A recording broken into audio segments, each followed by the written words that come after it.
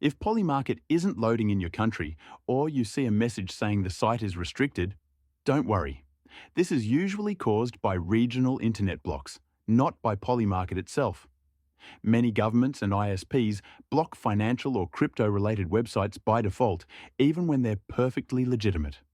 The good news is that you can still access Polymarket safely and legally by using a VPN. A VPN, or virtual private network, encrypts your internet connection and routes it through a server in another country. This hides your real IP address and lets you appear as if you're browsing from a different location, allowing you to open Polymarket even if it's blocked where you live. For this guide, I'll show you how to do it using NordVPN. Before we start, it's important to mention this. Using a VPN for privacy and to access websites that are blocked by your ISP is generally legal in most countries. However, you should always confirm that Polymarket allows VPN connections and that you're following your local laws.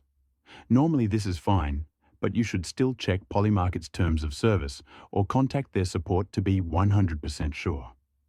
VPNs are also widely used for protecting your data on public Wi-Fi and for accessing websites that may be censored in some regions. Now let's set it up.